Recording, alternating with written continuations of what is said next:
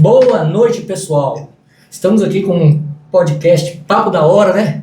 Eu, como sempre, o Joab, e o doutor Edelso. Hoje nós vamos bater um bate-papo legal aqui, um assunto que interessa muito, muito importante. E eu gostaria que vocês ficassem ligados, que é um assunto sobre previdência, sobre aposentadoria, sobre os auxílios, que é uma coisa que é meio complexa e você precisa de uma orientação profissional. E o doutor Edelso é especialista nessa área, certo? Então, Jó, fala aí para se inscrever, Jó. Dá uma força aí. É o seguinte, pessoal, vamos se inscrever aí no canal, porque o canal está trazendo aqui para vocês assuntos relevantes, importantes, e hoje nós temos aqui a presença ilustre, como o Pedro já falou aqui, do nosso amigo, doutor Edelso, e vocês precisam se inscrever, não só se inscrever, tocar no sininho e compartilhar com mais pessoas aí o nosso podcast, não é isso, Pedro? É isso aí, tocar no sininho, gente, olha aqui, vou olhar bem para vocês. Toca no sininho e dá aquele joinha. Quando você dá o joinha, o algoritmo do YouTube entende que o vídeo tem relevância. E aí mostra para mais pessoas. E nosso foco é chegar a 1.000 inscritos para quê? Para a gente fazer lives ao vivo. Ao vivo a gente vai poder ir em alguns locais, entrevistar profissionais, a gente vai poder fazer muitas coisas com a transmissão ao vivo que o YouTube exige pelo menos 1.000 inscritos, tá bom? Então, conversando, vou passar a bola para o doutor Edelso, ele vai se apresentar agora. Boa noite. Aqui, o convite aqui de Joab, estamos aqui hoje para esse bate-papo. A princípio, o bate-papo para falar de previdência, né? Previdência social. Tem uma história que o sonho do brasileiro, o maior sonho do brasileiro seria a casa própria, acertar na loteria. E a cada dia mais a previdência, o sonho de aposentar, é um sonho do cidadão que está indo para esse top 3. Será que eu vou me aposentar? Eu acho que eu não me aposento, não, Pedro. Será que eu vou pegar vou ter essa bênção e se aposentar? Eu estou pagando a previdência, mas correndo por fora também, né? Fazendo investimentos, tá fazendo uns investimentozinhos por fora aí, ó. Não, todos iremos aposentar. Todos? Todos iremos aposentar. Agora eu fiquei feliz. Agora, todos iremos A notícia é tão boa pra você, todos iremos aposentar. Inclusive, a gente pode, durante a nossa conversa aqui hoje, ainda pode fazer um cálculo do planejamento previdenciário, se compensa, se não compensa, se é mais vantajoso investir no previdenciário, se é mais vantajoso investir, mesmo a pessoa tendo condição, se compensa ele investir em imóvel ou em previdência. Qual dá mais retorno? Deixa eu te fazer uma pergunta, porque eu sou educador financeiro, né? E eu tenho um canal sobre finanças pessoais. E muitos dos YouTube, dos coach, eles falam assim, pare de pagar a previdência e comece a investir, que você vai ter muito mais... É um equívoco. É um equívoco. É um equívoco. Eu também não, eu não parei, eu não paro. Nós já começamos bem aí, viu? Então, é melhor continuar pagando a previdência. Planejada. É isso é importante. Planejamento previdenciário. Nada aleatório. Não adianta eu ir ao mercado e comprar uma ação de uma empresa sem saber se essa empresa tem fundo, se aquele investimento é viável. Planejamento. A gente planeja casar, planeja a vida, por que não planejar a previdência? Sim. Mas eu tenho um problema. O brasileiro, ele é muito imediatista. Ele não tem uma visão de profundidade, entendeu? E muitas pessoas deixam para resolver a previdência, Jô, quando já está chegando praticamente em cima, entendeu? E também tem outro ponto importante também, Pedro. Além de não se planejar, muitas vezes ele também não sabe a informação correta de como se planejar. Justamente. E é isso que nós trouxemos o cara certo aqui. E aqui é com você agora, vamos lá. Mas eu quero falar com ele aqui, antes de nós entrarmos nisso aí. Edelso, você hoje está com quantos escritórios? Como é que é? Onde que é seu escritório? Qual é a localização? Explica pra gente aí. Olha, o nosso escritório ele foi projetado para atender inicialmente previdência rural. Então, o nosso escritório ele não está próximo do fórum, ele não está nas principais avenidas de conquista, porque nós preferimos colocar um escritório num local que for de fácil acesso, principalmente para quem vem da zona rural. Então, nosso escritório está na rua Santos Dumont, que ele fica próximo ao São Vicente, ali mais pelo centro, onde o pessoal do rural consegue transitar melhor. E como a ação previdenciária hoje ela é toda feita no telepresencial, então não precisa ir fisicamente ao fórum, levar papel físico, é tudo eletrônico, então não tem problema com isso, aí tem que facilitar o contato com o cliente. Lógico, esse escritório aqui, Vitória Conquista, mas temos escritório em Cândido Sales, temos escritórios em Ribeirão do Lago, escritório em Encruzilhada, que é, no caso, Vila do Café, né, que é distrito de Encruzilhada, e atendemos aqui na região sudoeste, temos clientes na região ali Centro-Norte, região de Capim Grosso, também atendemos lá na região Centro-Norte, mas hoje com o digital a gente acaba atendendo cliente de quase todo o país. Certo. Então, previdência... Então, o homem está fácil de encontrar, ele está em vários lugares, né? É interessante a gente começar esse bate-papo, que também perdeu... Assim, além do escritório, Adelson, você também atua em mais algum outro ramo ou somente na advocacia mesmo aí? Olha, além da advocacia, Deus, Moreira Advocacia, a gente tem o escritório Moreira Assessoria, que trabalha com projetos voltados para o desenvolvimento rural. Então, habitação rural, programa de aquisição de alimentos, vinculado às compras públicas, mais focado em atender demanda das associações e cooperativas no terceiro setor rural. Então, assim... Agora segura um pouquinho, vamos voltar lá, que isso aí eu achei interessante. Vamos lá, Jó, você estava perguntando a ele? Eu estava perguntando para ele se ele atuava em mais alguma área além do escritório de advocacia. E ele vai nos responder agora se ele também tem outra atividade além disso aí. Ok. Sabe por que eu estou perguntando isso? Porque ele é um cara empreendedor. E nós tivemos aqui um podcast, o primeiro, nós falamos sobre o poder do empreendedorismo. Isso é verdade. Então o advogado também, ele é um empreendedor. E aí, Adeus, você tem mais alguma área que você atua? Sim, a gente tem um escritório de advocacia, que é a Adelson Moreira Advocacia, e tem um escritório, outro escritório que é de assessoria, que é a Moreira Assessoria. Não é para temas jurídico, é para temas do desenvolvimento rural. Então a gente atua com associações, cooperativa, prestamos assessoria também para algumas prefeituras na área de desenvolvimento rural, principalmente nos programas do Minha Casa Minha Vida, a questão de elaboração de projetos para habitação rural, elaboração de projetos do Cozinha Solidária, do Bahia Sem Fome. Inclusive temos cozinhas aqui na região de assessoria nossa para entidades do terceiro setor rural, associações, que também são essas associações que a gente presta esse serviço. Os próprios associados também são clientes do escritório em algum momento de previdência, seja para fazer um salário maternidade, um auxílio-doença, para fazer uma aposentadoria. Então, são assistidos de várias formas. De várias formas. Sim. Interessante, né, Pedro? Interessante. Agora eu vou fazer uma pergunta específica. Como a pessoa ela vai saber que ela está qualificada para aposentadoria? Tempo de contribuição, tempo de trabalho, o que qualifica uma pessoa para ter direito à aposentadoria? Uma aposentadoria que tem direito a tudo, além da Seguridade Social, né, ter direito ao 13º e os benefícios gerais. Bem, olha, no caso da aposentadoria, houve algumas reformas. Teve a reforma de 2019, que foi a emenda constitucional 103, que teve algumas alterações, inclusive na idade... Cortou um bocado de coisa. Né? Cortou muita coisa, deu uma reduzida, inclusive, na média salarial. Por exemplo, a mulher que aposentava antes com 60 anos, como regra geral, ela passou a aposentar com 62. O homem, que já aposentava com 65, manteve a idade. Então, a idade mínima para aposentadoria do homem, 65, e da mulher com 62, desde que tenha no mínimo 15 anos de contribuição para o INSS. Ou comprove, no caso da atividade rural, que não há necessidade da contribuição financeira, mas que comprove a atividade rural por pelo menos 15 anos.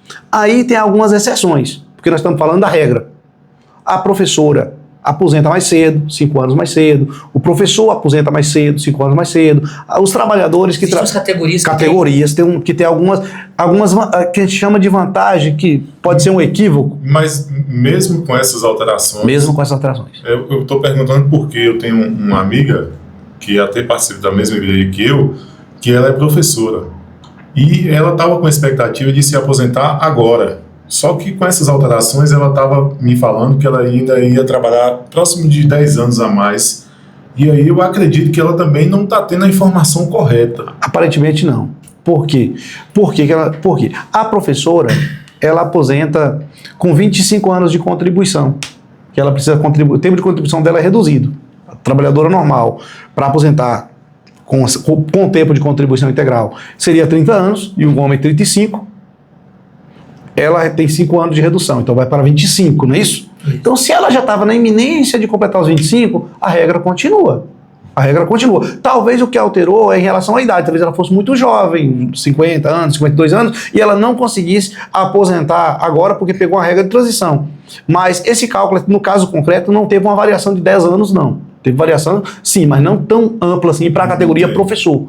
Porque para os demais trabalhadores, com a reforma, a aposentadoria por tempo de contribuição, ela sai, ela deixa de existir, porque agora tem o requisito da idade mínima. Então, os trabalhadores comuns, então, se antes um trabalhador conseguindo completar 35 anos de contribuição, ele poderia aposentar independente da idade, que era aposentadoria por tempo de contribuição, agora ele não tem mais essa possibilidade. Ele vai ter que esperar a idade mínima. A idade mínima. Isso foi uma inovação da reforma. Mas, no caso das professoras, que aposentaria com 25 anos de contribuição e com 52 anos de idade, a progressão da idade, ela está sendo gradativa, ela ainda não consolidou, porque nós temos a regra de transição. Quem já estava inserido no sistema, já era contribuinte, já era afiliado ao regime geral da Previdência Social, ou mesmo ao regime próprio federal, ele vai fazer uma transição. Não atinge todos da mesma forma. Quem vai começar a contribuir ao INSS após 2019, 2020 e diante, ele enquadra em uma regra. Quem já contribuía para o INSS antes, ele tem as regras de transição.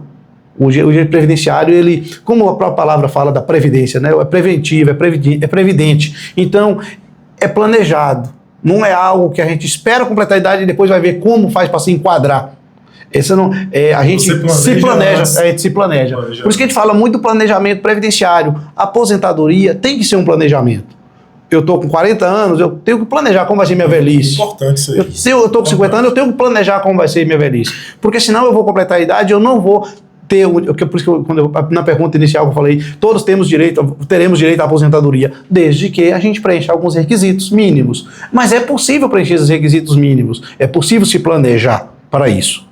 Dá um exemplo de inovação, já esse ano, até agora, julho, a gente tinha um entendimento, e a legislação tratava um pouco objetivamente sobre isso, que era a necessidade da mãe, quando tivesse o bebê, ela poderia e pode dar entrada no salário de maternidade, desde que ela tivesse 10 meses de contribuição antes do nascimento da criança. E, portanto, era para um planejamento, né? Se a pessoa engravidasse, ela não podia voltar a contribuir, porque não daria os 10 meses. Justamente. Não é isso? Essa regra caiu. Que bom, hein? O entendimento do judiciário, o STF derrubou esse entendimento porque a proteção à maternidade ela se dá com o parto e não com o início da gestação. A pessoa tem que ser filiada ao regime geral de previdência social até a data do parto. Ou seja, é possível, ainda estando gestante, contribuir ao INSS e ter direito ao salário maternidade. Ou seja, é possível planejar o salário maternidade. A criança nasceu, eu não posso mais contribuir para o INSS diretamente pensando dessa forma, porque eu teria perdido o momento de me filiar, de fazer contribuição ao INSS. Portanto, eu tenho que planejar o benefício. Todos os benefícios do INSS, eles são planejados. Quem é que pode ajudar a pessoa a se planejar com esse benefício? Olha, hoje, o INSS, ele tem um sistema que é o Meu INSS, qualquer cidadão pode ter acesso. Qualquer cidadão ele pode ir no aplicativo do Meu INSS e olhar. Mas agora, e aquela pessoa que não tem, é meio que informal, não tem muito essa habilidade, não é melhor procurar um profissional? Sim. Sempre a orientação é que a gente procura um profissional da área, até para saber interpretar corretamente aqueles dados, aquelas informações, que são principalmente a pessoa já contribuiu para o INSS e aí os vínculos que estão em aberto, o vínculo que tem contribuição pendente, um especialista em previdenciário vai conseguir analisar esses casos e se tiver que fazer alguma correção, ele faz. Mas esse aplicativo qualquer cidadão pode baixar no celular, pode olhar, pode ver. Então o INSS ele vem a cada vez mais informatizando. Isso traz vantagens e desvantagens. Do ponto de vista das vantagens, é que o cidadão ele pode acessar os dados dele, do INSS, a partir do próprio aplicativo no celular ou no La House ou qualquer outro meio. Ponto negativo é que as unidades do INSS, ao fazer isso, ele transfere também para o cidadão a obrigação de acessar essas informações. Se você for ao INSS para fazer um determinado procedimento, o INSS não faz, ele vai gerar um código, a senha, e você vai fazer no seu celular. E o cidadão que não tem uma formação previdenciária, ele não consegue fazer, ele não consegue entender. O advogado especialista em direito previdenciário é o profissional habilitado para fazer isso. Vou contar um exemplo concreto de uma cliente minha, nós estamos aqui em Vitória Conquista, essa cliente minha foi de Itabuna, a gente já fez a aposentadoria dela aqui. Ela teve 5 anos de contribuição para o INSS. Na época ela adoeceu. Ela adoeceu e ela recebeu por 17 anos o auxílio-doença. Quando ia no simulador, e ela estava nas vésperas de completar a idade, faltava um mês e pouco para completar a idade. Quando a gente ia no simulador do INSS de aposentadoria, o INSS só reconhecia os 5 anos de contribuição, não reconhecia o tempo que ela teve de auxílio-doença como tempo de contribuição. E o sistema está errado? Não, está correto até aí. Agora, ela me contratou, o escritório da gente, para fazer a aposentadoria dela. É aquilo que eu disse, né? Todos temos, vamos só planejar isso. Ela precisava ter, no mínimo, uma contribuição para o INSS após o período de auxílio-doença, para ela ter uma prova que retornou para a atividade, para ela validar esses 17 anos como tempo de contribuição. Olha que informação preciosa. Geramos uma única guia de contribuição para ela, no valor de R$ 167, que, como autônomo. Ela pagou essa guia e nós demos a entrada e a aposentadoria dela saiu em 3 dias, por análise automática do próprio robô do INSS. Pedro, quando eu te falei que eu ia trazer aqui um convidado especialista em Previdência, nós temos aqui agora a prova que o cara é fera. É isso aí. É muito importante. Agora, eu quero fazer uma pergunta interessante. É porque, assim, chama BPC, Benefício de Prestação Continuada, né? Como a pessoa deve recorrer? Diz que a pessoa que nunca contribuiu, pessoa que não tem família, né? Pessoa que tem problema. Nesse caso, como funciona o BPC? Só BPC e LOAS é a mesma coisa? Vamos lá. Olha, o INSS ele administra benefícios que envolvem a Seguridade Social. Então, benefícios da assistência social, benefícios da Previdência Social e benefícios da saúde. Então, que seria o nosso tripé da Seguridade Social.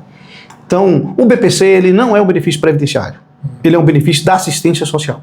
Então, esse benefício não exige que a pessoa seja contribuinte para o INSS. Ou seja, ele não é um seguro.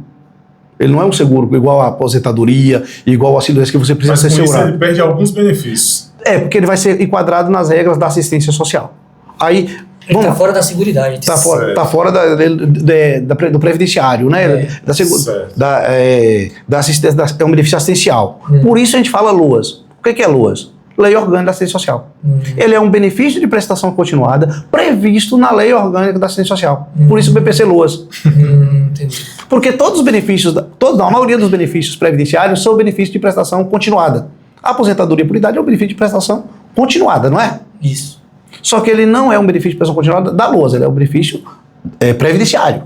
Quando a gente fala benefício de prestação continuadas, LOAS, nós estamos nos referindo ao benefício da assistência para as famílias, para as pessoas que, são os critérios lá agora, aqui para ter direito ao benefício, ou tem uma deficiência ou tem uma doença grave e não é segurado do INSS. Se ele for segurado, ele teria o direito ao benefício por incapacidade, temporária ou permanente. Se ele não é segurado do INSS, ele não tem direito ao benefício previdenciário, ele vai ter direito ao benefício assistencial. Para ele ter direito a esse benefício, ele tem que comprovar, mediante perícia médica, no caso se for uma deficiência ou uma doença grave, ou ter mais que 65 anos, no caso dos idosos, que ao completar 65 anos e não tem no mínimo 15 anos de contribuição, ele pode requerer o benefício de prestação continuada, desde que ele tenha uma renda per capita, uma renda na família inferior a 1/4 do salário mínimo por pessoa. Ou seja, para atender a demanda de quem mais precisa, de quem chegou à velhice e não tem renda, ou uma renda muito pequena. No caso, a criança que tem uma deficiência, uma pessoa que por algum motivo ele teve uma deficiência, ou mesmo um acidente que gerou uma incapacidade, uma doença muito grave que possibilita para exercício de uma atividade que lhe garanta a sua subsistência, ele vai receber o benefício assistencial. Se ele for contribuinte do INSS, se ele for segurado do INSS, ele vai requerer o benefício previdenciário, que é o auxílio-doença, o que agora a gente chama de benefício por incapacidade mesmo, ou incapacidade temporária ou incapacidade permanente, que antigamente a gente chamava de invalidez ou benefício de auxílio-doença, né? Deixa eu te perguntar uma coisa aqui, porque assim, às vezes a gente escuta muitas pessoas falar, o INSS está quebrado, o INSS não vai conseguir pagar, não compensa mais você contribuir com o INSS. O INSS está quebrado mesmo ou não? Primeiro, entender a natureza da autarquia, né? O INSS é uma autarquia federal. Ela tem uma fonte de financiamento diversa.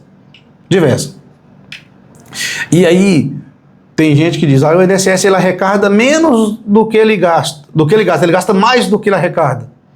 Se a gente pegar todos os benefícios que o INSS administra e entender que a contribuição do segurado e o repasse das empresas como uma única fonte de financiamento, é dizer, essa fonte é insustentável de longo prazo. Só que o INSS não administra apenas os recursos da Previdência. Certo. O benefício assistencial BPC-LOAS, por exemplo, ele é financiado por uma fonte não contributiva, vinculada ao Ministério da Assistência Social, que não tem nada, e é o INSS que administra. Então, quando a gente fala de previdência, nós estamos falando dos benefícios previdenciários. Às vezes o orçamento do BPC sai por fora. É outro orçamento. Entendi. Igual, por exemplo, nós temos o auxílio acidentário. O auxílio acidentário, que a pessoa sofreu um acidente e ficou uma sequela. Não é isso? Ele ficou uma sequela. Tem que é o auxílio acidente. O auxílio acidente, que o cidadão ele recebe meio benefício. Se ele tinha direito a um salário mínimo, ele vai receber meio salário mínimo por essa sequela. E não pode continuar se ele... E ele continuar trabalhando. E ele continuar trabalhando, continuar contribuindo para o regime geral de previdência social. E quando ele completar a idade, ele aposentar por idade normal. E ele vai continuar contribuindo. Ele está tendo ele teve uma redução da capacidade contributiva, porque ele recebe um benefício pela metade, mas ele continua contribuindo. Não consigo visualizar como o INSS ser deficitário. Eu vou te fazer uma pergunta. Os estudos sociais e levantamentos falam o seguinte: o brasileiro está vivendo antigamente a estimativa de vida é uma e hoje a estimativa de vida é outra. O brasileiro está vivendo mais, né? Vacinas, alimentação melhorada, essas coisas todas, novos remédios. E a população jovem está diminuindo, porque o pessoal não quer fazer mais filho. Por exemplo, meu pai mesmo fez 6, eu só fiz 2, entendeu? Eu só um. Eu só um. Então, tem que botar gente do mundo para trabalhar, para suscitar os que vai aposentar, né? Sim. É por isso que eu estou falando meus filhos, faz filho. Entendeu, doutor? Então, assim, essa matemática que muitos políticos, eles falam que não fecha isso aí, entendeu? Que a população está envelhecendo, quer dizer, antigamente a média de o pessoal morria mais cedo, né? Hoje em dia as pessoas vão ir até uns 80 anos tranquilo. E eles falam o seguinte, que o pessoal quer que morre mais cedo para não gastar. Eu morei na cidade, cara. Cidade pequena é uma delícia. Eu morei na cidade de Minas, no interior de Minas. E aí veio a vacina para os idosos, né? E como eu era da prefeitura, eu tinha que estar ali divulgando para os idosos se batizar. Os caras iam lá falar comigo que não, que aquilo era para matar os aposentados. É um mito, né, cara? E o pior do povo acredita.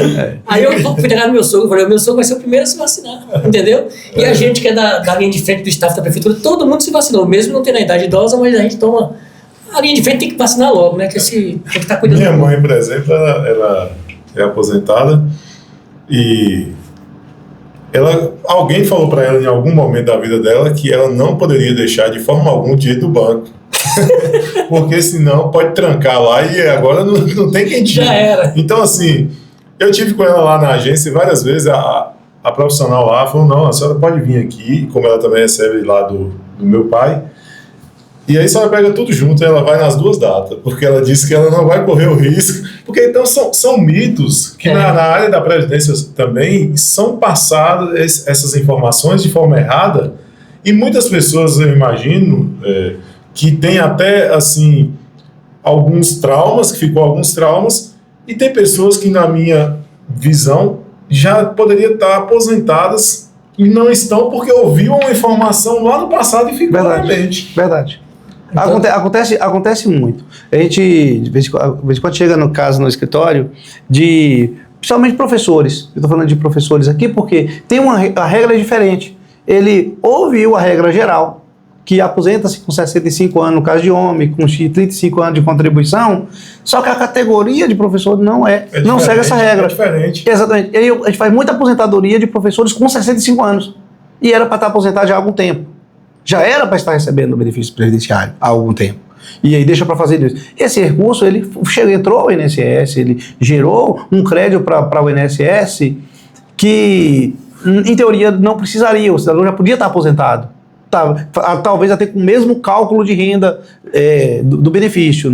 Talvez não alterasse tanto na renda do benefício. que é aquela história, eu vou contribuir mais tempo porque eu vou aposentar com valor integral, né, com valor maior. É muito mito, porque esses cálculos é caso concreto, aí tem que fazer a análise, aí a história do planejamento previdenciário, tem que fazer sempre a análise para ver entrar nessa questão do planejamento previdenciário. Quando é o melhor momento, porque às vezes a pessoa tem uma média salarial de um salário mínimo. Se ele tem 15 anos de contribuição, ele vai aposentar com salário mínimo. Se ele tiver 35 anos de contribuição e a média salário dele for um salário mínimo, ele tem 35 anos de contribuição, ele vai se aposentar com salário mínimo também. Ele contribuiu mais ao INSS. E ele vai ter o mesmo direito. Então, assim, sem planejamento, corre vai ter contribuído equivocadamente, desnecessário. Ao INSS ele podia ter contribuído apenas o necessário. Então eu entendo o seguinte: quem está ouvindo aqui essas informações, inclusive, manda o pessoal se inscrever aí, Pedro, novamente. Gente, vou pedir para vocês aqui o seguinte: vamos escrever, né? São assuntos, o Papo da Hora, ele vai trazer cada dia uma informação diferente, um conteúdo diferente e de utilidade. E vai ter também o conteúdo de zoação, de descontração, que também faz parte da vida da gente, né? Mas aí, inscreva-se no canal, certo? Vai lá, dá o joinha, né, para o YouTube divulgar e clica no sininho. Quando a gente lançar o vídeo, você é avisado e aí você vai curtir o Papo da Hora aqui com a gente, tá bom? Vamos lá? Pedro, escutando aqui o que o Dr. Edelso está nos passando aqui, eu estou entendendo que o melhor é você procurar um profissional para te informar sobre a sua situação. Não ficar ouvindo. Agora sim, não é qualquer profissional. Você tem que pegar um profissional da área. Porque, digamos, o advogado. Advogado, ele atua em várias áreas diversas. E depois que eu conheci aqui o Dr. Edelso, ele foi me passando algumas informações e eu fui percebendo a importância do especialista. Porque o especialista ele vai agir no ponto certo, na hora certa. Verdade. Então a margem de erro ela diminui bastante. Então você que está na dúvida aí, pode procurar o Dr. Edelso ou um profissional também que seja da área da Previdência, que nós estamos tratando aqui hoje, para que você tire sua dúvida. Então aqui vocês já estão tendo aqui várias dúvidas aqui sanadas. E é importante você buscar essa informação o quanto antes, porque talvez você já era para estar aposentado e você está aí esperando o quê? O dinheiro já está lá no INSS lá para você botar lá em sua conta e fazer seu churrasco. Olha, um recado interessante. Você jovem, aposentadoria tem que começar a planejar agora. Não deixa para planejar sua aposentadoria quando você tiver para lá de idade. De acordo, a gente vai envelhecendo, a gente vai perdendo a capacidade laboral. Nós vamos ficando fraco fisicamente, né? Ninguém é atleta, natural, as né? pessoas não são atletas igual o Jó, né? É um cara de alta performance, né? Rapaz, é um cara que fechou o contrato com 2 queijos do time lá da rapaz, esquece isso aí, rapaz. Então é o seguinte, e nós estamos trazendo aqui um profissional, o Dr. Edelso, advogado previdenciário, que ele tem um conhecimento profundo. E ele vai falar agora sobre o planejamento que ele explicou aí. Você está pagando ali sobre o salário mínimo 15 anos, você vai receber o salário mínimo. Você paga 30 anos, vai receber a mesma coisa. Não é isso, doutor, que você falou? Isso. O que ocorre no planejamento previdenciário? A gente vai simular quanto você deve contribuir, por quanto tempo, para você ter o melhor benefício, a melhor aposentadoria possível. Às vezes, dentro da condição contributiva do cidadão, a melhor contribuição é um salário mínimo mesmo, é contribuir numa alíquota de 11% sobre 15 anos e quando completar a idade ele vai aposentar. E vai aposentar com salário mínimo porque ele contribuiu sobre o mínimo. Contribuir acima do mínimo, a alíquota vai subir para 20%. Então, ele vai aportar ele vai investir mais recursos para ter um benefício um pouco maior. Mas se ele contribuir por pouco tempo, 15 anos, por exemplo, ele vai aposentar com 60% dessa média contributiva. Talvez ele contribuiu com 2 mil, quando ele for aposentar com 60% de 2 mil, vai dar abaixo do mínimo, que vai ser aproximado para o mínimo. Ele jogou dinheiro fora e aposentou como se ele tivesse contribuído com salário mínimo. Não adiantou. Aí ele jogou dinheiro fora. Também ocorre o inverso. Se a pessoa pode contribuir no teto do INSS, que é em torno de R$8 mil, e Quando ele for aposentar, ele vai aposentar com 60%, se ele contribuir 15 anos, 180 contribuições, ele vai aposentar com 80%, com 60% dos 8 mil, que vai dar em torno de 4.800. No espaço de 5 anos, ele vai recuperar tudo que ele investiu na previdência dele e ele vai começar a ter retorno contributivo. Se ele contribui numa alíquota de 11% por 15 anos, esse valor dá em torno de 30 mil de tempo de contribuição. Ou seja, num espaço de tempo de 20 e poucos meses, ele recupera o que ele investiu também. E ele já começa a ganhar. Então, a Previdência... Acaba sendo um investimento. É um investimento. Pensa a Previdência nunca... E não é um investimento ruim, não. Não. Eu estou entendendo que é um investimento muito bom. Sempre pensar a Previdência como um investimento. Não pensar a Previdência como algo que fica para depois.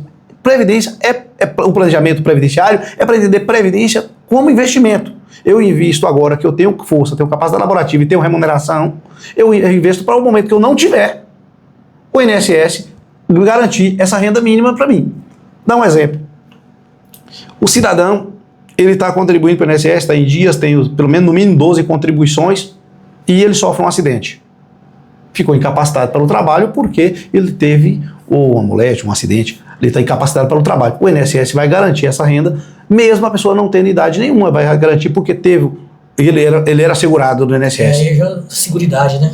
Aí, interessante de entender, quando a gente tem um carro, a gente paga o seguro, não é isso? E sempre paga o seguro na pretensão de nunca precisar. Claro. É igual plano de saúde. No INSS é um critério, a gente paga também com a pretensão de receber em algum momento. Lógico que pode acontecer.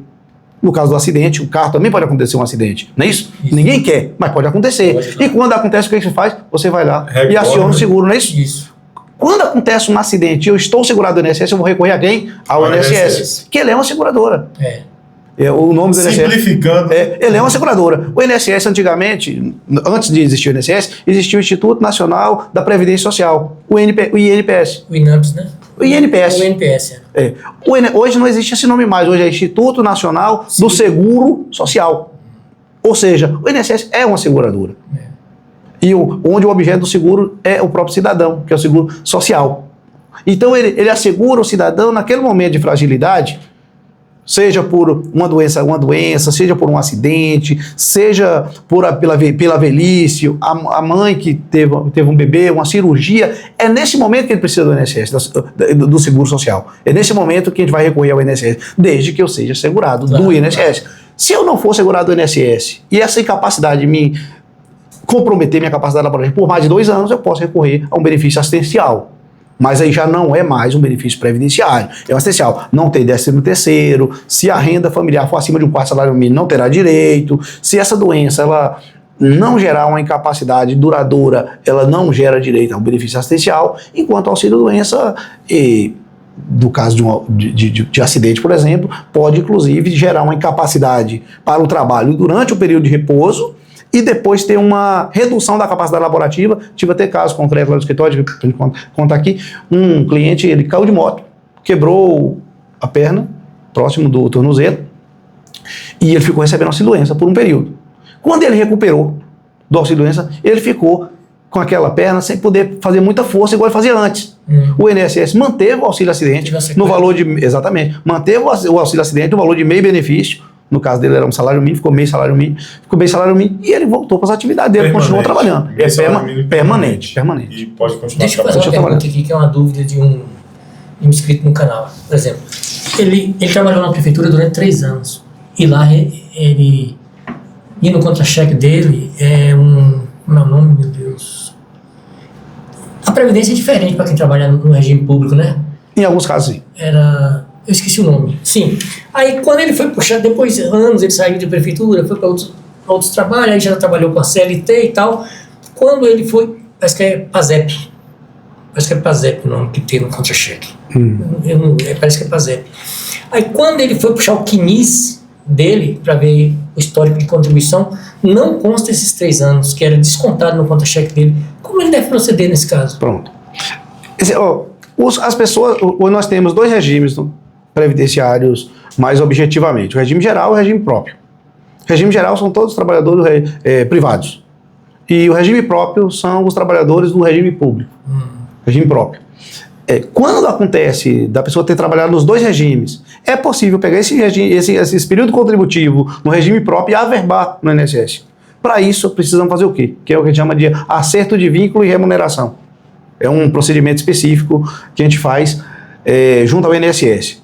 Que a gente vai ao órgão que trabalhou, junta as provas, uma declaração, a ficha financeira, tem os contra-cheques, traz essas provas e a gente faz um requerimento ao INSS para o INSS acolher essas informações e averbar esse período, ou seja, tirar de um regime e jogar no outro regime.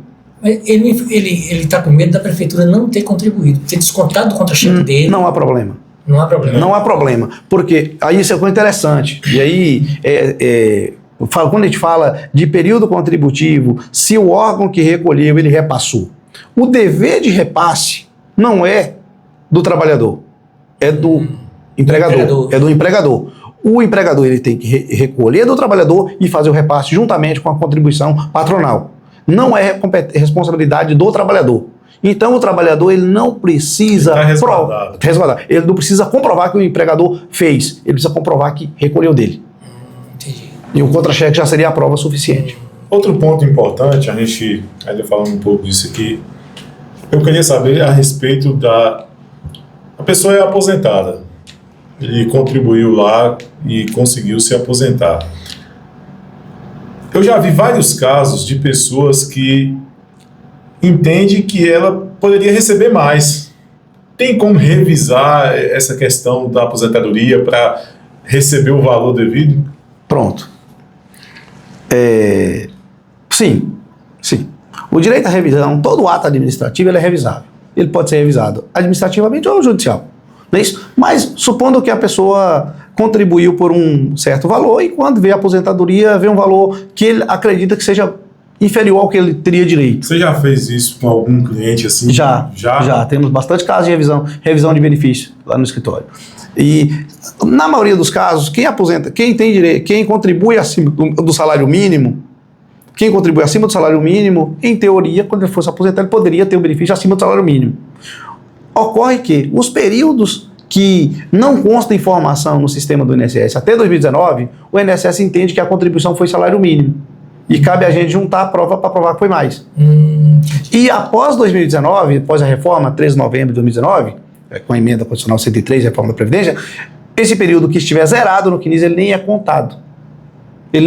Então, quando a gente vai fazer o cálculo da média salarial para achar o salário base, para fazer o cálculo do valor da aposentadoria, se tiver informações incorretas no CNIS, esses dados vão ser lidos pelo robô do INSS de forma incorreta e vai chegar a uma conclusão equivocada. A revisão previdenciária tem, a partir da data da concessão, nós temos 10 anos para revisar, até 10 anos para revisar. Então, supondo que o cidadão, com 65 anos, ele deu entrada no benefício, demorou ali os 3 meses para sair a aposentadoria, e ele percebeu ali, no segundo ano, terceiro ano, ele percebeu que, calma lá, esse valor devia ser maior. Ele pode fazer a revisão? Pode. Ele tem até 10 anos para fazer a revisão. Pronto. Na revisão, a gente vai analisar se todos os períodos trabalhados estavam no sistema no CNIS. Às vezes acontece muito, você trabalhou lá em 80, década de 90, consta na carteira física, mas não consta no CNIS. E quando você aposentou, esse período não foi contado. Então o que a gente vai fazer? A gente vai incluir, averbar esse período no CNIS. Ou, às vezes, a pessoa trabalhou e tinha uma remuneração ali de R$ 3.500 e no sistema do INSS estava zerado. E o INSS contou como se fosse salário mínimo. Então, puxou a média salarial para baixo. E isso forçou a ter um benefício, um valor aquém do que tinha direito. Então, a revisão previdenciária, ela é necessária para a gente entender se o analista do INSS ou se o robô do INSS chegou à conclusão correta para o caso daquele cidadão. E a gente tem que sempre buscar o melhor benefício. Se houve erro, revisa e chega ao melhor benefício. Se o INSS, o servidor do INSS, o analista, ele na revisão, ele não concorda ou acredita que era isso mesmo, a gente pode recorrer na via judicial. Lá no escritório, a gente parte sempre da lógica que resolva no administrativo, resolva no INSS. A gente judicializa alguns casos, sim, a gente trabalha com algumas ações judiciais, mas a nossa prioridade é fazer com que o processo seja analisado no INSS, resolva administrativamente. Isso porque, na maioria dos casos, sai mais rápido e também não abarrotar cada vez mais o judiciário, a gente judicializar o mínimo necessário. Interessante, né, Pedro? Interessante. Doutor Edelcio, um ponto importante. Digamos que tem uma pessoa que não tem documento, não tem nenhuma informação assim mais concreta sobre. Como é que fica a situação de pessoas assim que... eu falo porque eu sou da zona rural e tem muito isso. Eu mesmo, para provar que o tio meu existia, ele sumiu todos os documentos e até a identidade, certidão de nascimento, sumiu.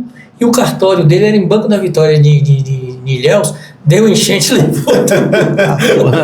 E aí, como é que uma pessoa dessa, essa pessoa, ela tem direito à aposentadoria? Como é que faz num caso desse aí? Tem que documentar primeiro, não tem jeito. Olha, o INSS, a lei, na verdade, né? A lei 8.213, que regulamenta a questão previdenciária, e a instrução normativa 128, que vai criar os procedimentos para o INSS, ele traz para a gente alguns exemplos de documentos que podem ser utilizados para analisar, né? Quando vai fazer um benefício de aposentadoria rural. Porque na aposentadoria eu não preciso contribuir para o INSS, né, mensalmente, depositar na conta do INSS e ter uma verbação no CNIS. Às vezes, a pessoa vai trabalhando na roça, vai juntando a documentação que ele tem, e quando ele for aposentar, ele vai demonstrar isso, que ele era trabalhador rural de fato. Não é isso? Ele aposenta também mais cedo, 5 anos mais cedo. Trabalhador rural, homem, 60 anos, a mulher, no campo é sofrido, né, Pedro? Deixa eu te fazer uma pergunta. Se a pessoa é trabalhador rural, eu tenho um caso disso na família, é uma pessoa só, por sinal. Se ele é trabalhador rural, mas ele não tem terra, ele trabalha assim de tipo empreitada, faz uma cerca para um, planta para outro. Eu tenho um tio que é assim, entendeu? E ele já tem 72 anos e não aposentou ainda. Pronto, interessante. Vou concluir o raciocínio anterior e aí a gente responde esse ponto específico. Mas ele paga o sindicato rural, ele paga. Pronto. Aí pode ser um ponto polêmico, mas vou responder separado. Estava precisando de polêmica aqui. A contribuição sindical não gera obrigação previdenciária. Então, assim, ele deve contribuir ao INSS. Caso ele queira contribuir, ele contribui ao INSS. A contribuição sindical é uma entidade associativa. Ele é sócio, esse documento pode ser utilizado quando ele for aposentar para demonstrar que ele é agricultor, ele contribui para a entidade associativa rural, mas isso não é uma contribuição previdenciária. Isso é uma contribuição associativa. Por que eu falo isso é uma polêmica?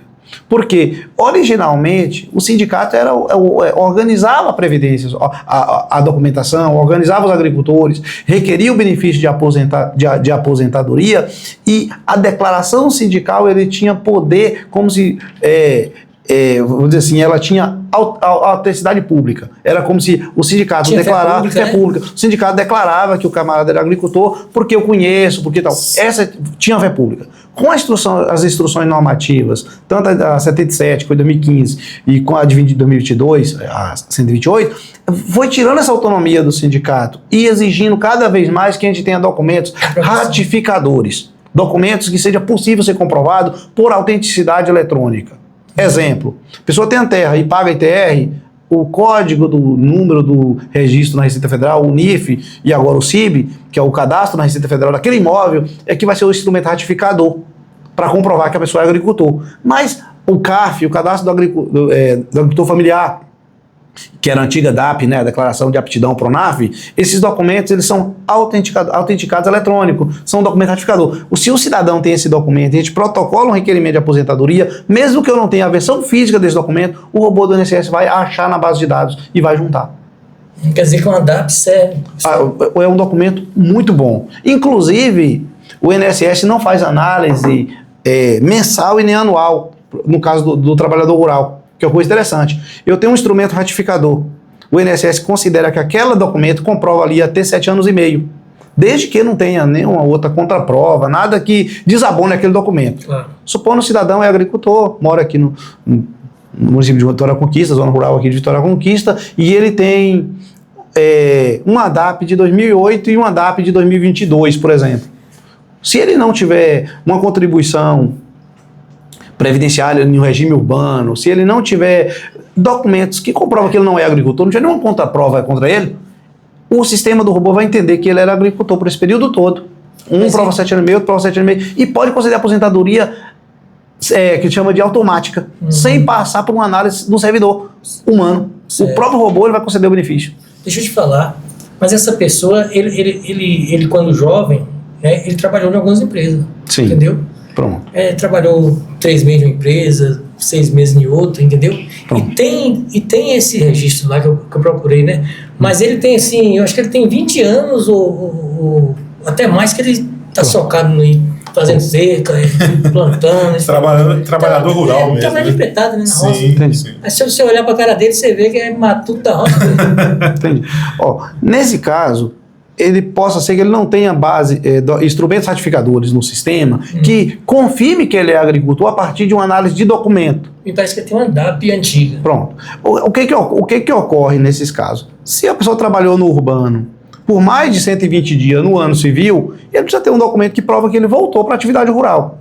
É muito comum a pessoa, em determinada época do ano, ir trabalhar em São Paulo, trabalhar 3, 4 meses e voltar. Ou da zona rural aqui de Conquista, vir trabalhar aqui de ajuda de pedreiro, terminou essa obra, voltou para a roça. Ele tem que ter, se ele trabalhar mais que 4 meses naquele ano civil, ele precisa ter pelo menos um documento que comprova que ele voltou para a roça, que ele voltou para a atividade rural. Entendi. No escritório, a gente utiliza a estratégia da seguinte forma. Por exemplo, chega um agricultor lá no escritório e o problema seja isso: a terra do meu avô, a terra é de herança, a gente não fez inventário, não fez transmissão, moro lá na roça, mas eu não tenho o documento da terra no meu nome. Pô, mas qual é o indício que eu tenho porque eu moro lá? Tem um CAD único que comprova esse endereço? Tem um cadastro no agente de saúde que comprova esse endereço? Tem várias possibilidades aí que a pessoa pode estar... Sim, tem uma nota fiscal de uma compra de alguma coisa que comprova esse endereço, de preferência que seja insumo agrícola, porque comprovaria não só que ele mora, mas que ele também exerce atividade rural, enxada, ferramenta, adubo, qualquer coisa. Então, se ele tem animal, ele tem guia junto à DAB, então tudo que comprove que ele tenha uma relação rural, isso serve. Se a pessoa teve filhos, quando registrou essas crianças, você morava onde? Eu morava... Veredinha. Veredinha. Morava em Veredinha. Terra boa. Terra boa, terra do amigo Jó. Morava em Veredinha. Quando registrou essa certidão de nascimento, no inteiro teor do livro do cartório vai constar lá a profissão do pai, a profissão da mãe, e vai constar o endereço, lá no inteiro teor do livro do cartório. A gente puxa essas informações e utiliza como prova também para provar que a pessoa era agricultor desde uma determinada data. Se a pessoa fez salário, se a mãe da criança fez salário de maternidade, vai constar no sistema do INSS já essa informação também. E é possível de pedir cópia desses processos antigos ao INSS, e o INSS vai escanear e vai trazer essas informações, mesmo que ele não as tenha. O INSS ele tem que trazer. Então, quanto mais prova você ter, exatamente. Melhor. A gente vai montando um caso, porque o que a gente no escritório nosso tenta fazer não é querer um benefício para um cidadão que não tem direito. Isso. Claro. E garantir que quem tem direito tem acesso ao benefício. A gente não gosta de perder processo. Agora, um detalhe. Está certo, tá certo. Trabalhar com ética também, né? É isso que eu ia falar agora. Porque eu acredito que o mais interessante, num caso, uma pessoa que está aqui para se aposentar, é essa pessoa também ela ser verdadeira com o profissional. Porque senão ela pode atrapalhar. Sim. Porque eu já vi, Pedro, muitas pessoas sendo orientadas a mentir. Inclusive minha mãe. Mas aí, minha mãe, vai numa entrevista com um cara bom em duas perguntas. E minha mãe, ela sempre foi da igreja, uma pessoa de muita fé, e aí chegou a idade de aposentar. E algumas pessoas assim, a dona Marlene, a senhora vai ter que mentir lá pro doutor. Aí ela falou assim, se for pra mim mentir, pode saber que eu não vou receber meu aposento. Enfim. Ô, João, isso é uma coisa que eu não aprendi, cara. Eu não sei mentir. Quando eu começo a mentir, eu começo a mentir. Já se perde todo dia. Eu não sei. Graças a Deus. Graças a Deus, é uma boa coisa. Então, minha mãe, ela foi lá, falou a verdade, tudo, e graças a Deus deu tudo certo. Então, a informação correta também para o profissional, eu imagino que é de suma importância. Porque a gente, no geral, por sempre fala, quando fala de advogado fala muito, advogado conversa. No geral, o processo é escrito. Então, o advogado ele tem que comunicar de forma escrita e documentalmente. Então, a audiência pode até tirar uma dúvida que tem o advogado moral aqui, com um depoimento do autor, de outra testemunha, para tirar dúvida do caso. Mas o processo é escrito. Então é o seguinte, no escritório, eu gosto de fazer entrevista, Mas sempre foi escrito porque, ou seja, o advogado primeiro sempre montou o processo escrito. Na minha mente, como é que funciona? Chegava o dia de audiência, O advogado orientava o que a pessoa ia falar e ali era só isso. Mas tem que ter um processo. Tem que ter um processo, então, escrito. Porque como que funciona o procedimento ainda no INSS, né? Então, que o requerimento requer o INSS. A gente só vai para um processo judicial se houver uma negativa do INSS. E quando a gente monta um bom processo administrativo, o analista, o funcionário do INSS, quando ele pega o caso, se documentalmente está claro, ele vai conceder o benefício. Não tem como perder. Ele vai conceder o benefício. Então, se a gente partir da lógica que não houver erro, não vai perder o caso. Ou então o cidadão, ele tem documento, só que é incompleto. Ele precisa mesmo da audiência para explicar. Eu tenho um caso no escritório, tem um caso de um senhor, seu Valdionor. Vou falar o nome dele aqui, não vou falar o sobrenome. Seu Valdionor. Seu Valdionor trabalhou a vida inteira na roça. E seu Valdionor nunca teve documento. Nunca teve documento, RG, CPF, documento nenhum. E o CRAS, município dele, fez um mutirão lá em 2018 e identificou algumas pessoas, e não foi só ele, identificou algumas pessoas no município que não tinha documento nenhum. Não existia. Com esse mutirão, eles fizeram a busca nos cartórios, achou a certidão de nascimento e fez CPF, identidade, fez o CAD único, fez o título de eleitor, fez todos os documentos para ele. E a idade dele, 59 anos. Ele faltava um ano para completar a idade mínima para aposentar como trabalhador rural, com base na certidão de nascimento que foi encontrada. E ele completou 60 anos e os documentos dele ficou passando de vários colegas advogados e tal, para ver uma estratégia de como fazia para dar entrada na aposentadoria. E aí o pessoal não contribuiu, não tem documento, vai ser LOAS com 65. Não contribuiu, faz o documento e espera, né? Daqui a um tempo para dar entrada. Mas não chegaram nem a fazer esses documentos, né? Orientava, mas não chegou nem a fazer esses documentos. Ele estava com 63 anos e procurou a gente no escritório. E ele veio do escritório pessoalmente. O pessoal das vans me trouxe ele aqui e tal, no escritório nosso aqui. E eu estava entrevistando, e ele me contando essa história dele e tal. Pensando comigo assim, mas esse cara tem direito na aposentadoria, porque ele só não tem documento. Como que ele prova isso? É complicado, né? Aí é o seguinte, lembra, se eu tenho o documento, eu provo com o documento. Claro. E se eu não tenho o documento, a testemunha só e a oral, ele não serve como prova no INSS se não tiver documento. Tem que ter um documento e a testemunha vai confirmar aquelas informações até mesmo para ampliar o prazo. Mas ele não tinha documento rural. E aí, lá vamos a gente. Fazer o trabalho de detetive. Aí entra o especialista, né? Eu dei entrada no processo dele. Na verdade, é um desafio muito grande. É um desafio. Só com RG, CPF, título de eleitor e o CAD único. E a gente ganhou esse caso. Que beleza. Só com esses 4 documentos. Como que a gente fez o processo? A gente foi lá na roça, onde ele mora, fotografou a casa dele, fotografou a roça dele e fez um pequeno vídeo dele trabalhando. Só que no INSS eu não posso juntar vídeo. Porque não tem o lugar para eu juntar vídeo, eu posso juntar até foto. A gente explicou isso numa petição, uma mini petição administrativa, e explicou a situação dele, que ele era um agricultor, que ele só teve acesso só teve documento a partir de certa idade, ele não tinha como ele ter base governamental e tal. Administrativamente o INSS deferiu. Porque ele não tinha documento e o servidor ele é muito vinculado ao documento. O servidor tem que responder o quê? Existe documento que comprova a atividade rural por pelo menos 15 anos? Não. Não tem. Não tinha como o servidor chegar a conclusão diferente. O caso é complicado. Esse caso, ele iria para o judiciário de qualquer jeito. No judiciário, a gente contou a história do seu Valdionor. E disse para ele, olha, como que nesse caso aqui eu posso exigir propriedade se o cidadão não teve sequer um RG, velho? Se ele não teve um título de eleitor, nada, como que o Estado pode exigir desse cidadão que ele tem agora documento de propriedade, nota fiscal? Não tem. O cara passou uma vida de penúria. Exigir isso e privá-lo da aposentadoria rural, sendo que ele é agricultor, sendo que tem um vídeo mostrando que ele é agricultor, que ele opera bem as ferramentas. Tem habilidade. Tem habilidade com as ferramentas rurais. O agricultor faz isso? A Procuradoria Federal propôs acordo, né, de aposentá-lo sem audiência. Caramba. E aí a gente conta esses casos de vez em quando, o pessoal fala assim, então é possível, mas nós não mentimos. Essa é a questão. Mas é verdade. O INSS também foi procurar nas bases governamentais se existia alguma informação que desmentisse a gente, desabonasse a nossa narrativa.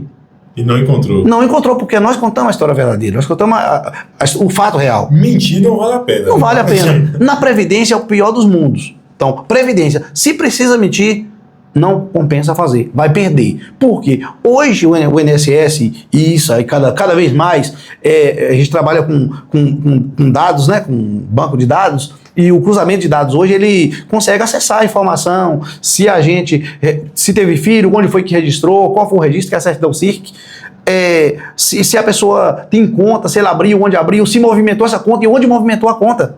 Por exemplo, a gente vai ver, de quando ele vai dar entrada num processo e pensão por morte, aposentadoria ou salário de maternidade, e o INSS ele puxa o extrato do Cade Único, onde foi que a pessoa sacou o Bolsa Família.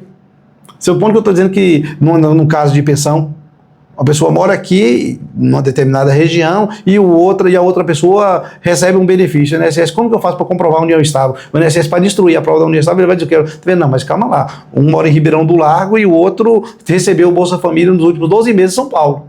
Então eles não moram junto. Base de dados então, que não fecha. Mentiu.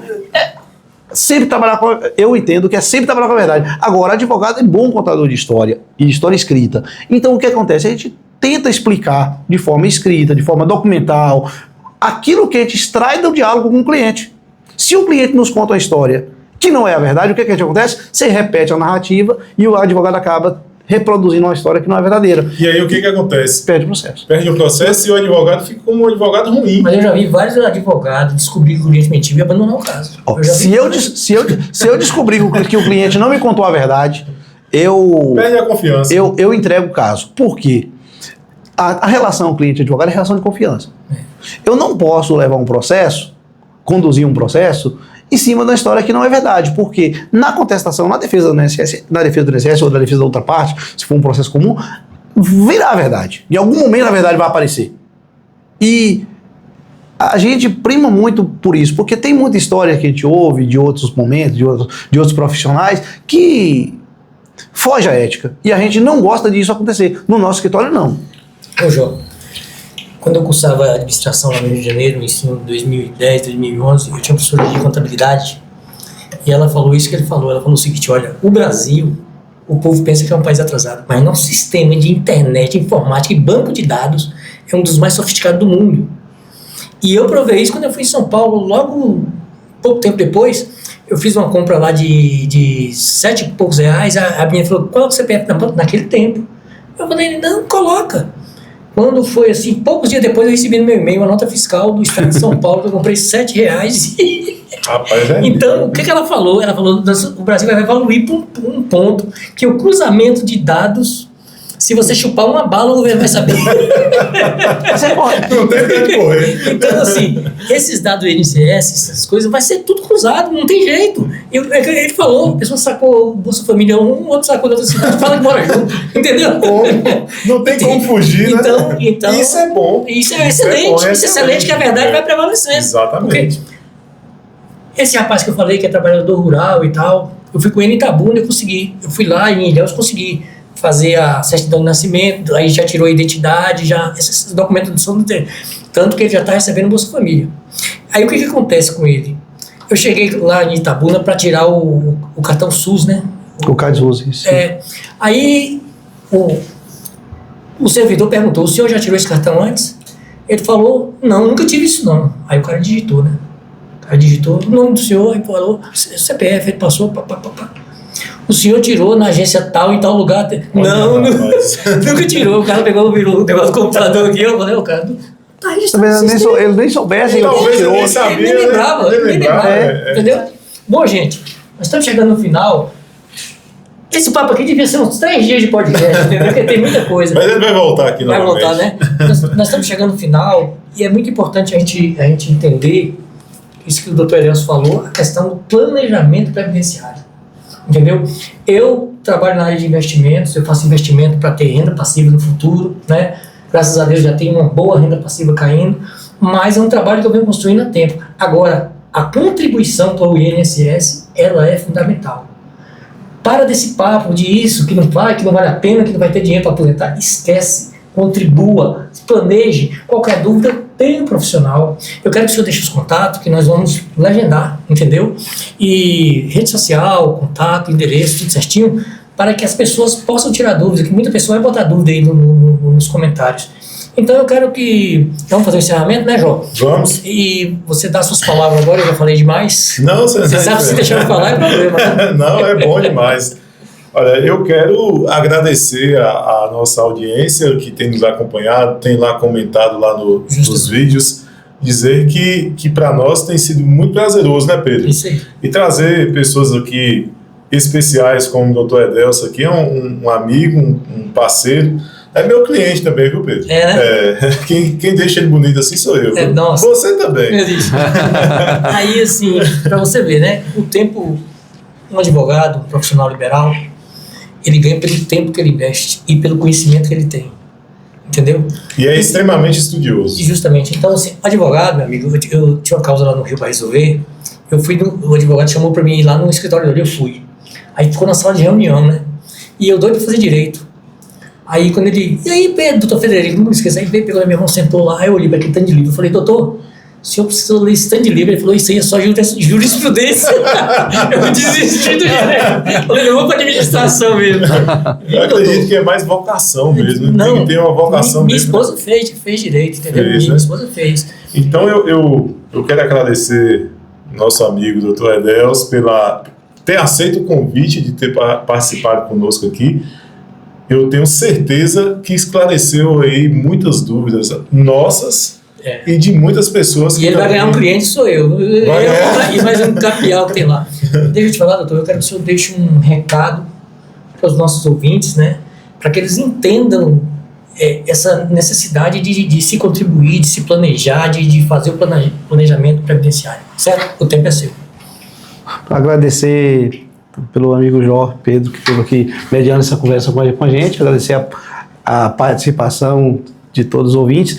E no caso de previdência, é sempre interessante a gente entender, e aí, que a gente faz o planejamento previdenciário, a gente contribui ao INSS, algumas vezes de forma obrigatória, porque carteira assinada, porque tem um vínculo empregatício, outras vezes diretamente ao INSS ali pela contribuição fixa, por boleto, pensando em um momento na frente.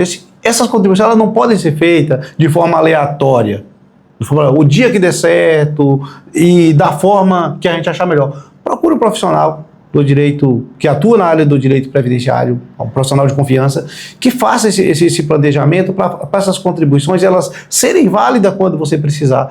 E a previdência é para proteger o cidadão para não passar por aperto em momento que a gente chama de momento mais sensível, de maior necessidade. No caso do salário maternidade, que é um benefício para as mães, né?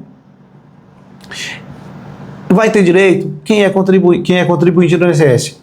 No caso do auxílio-doença, vai ter direito quem é contribuinte do INSS, que é filiado ao regime geral. No caso da aposentadoria, quem tem no mínimo 15 anos de contribuição.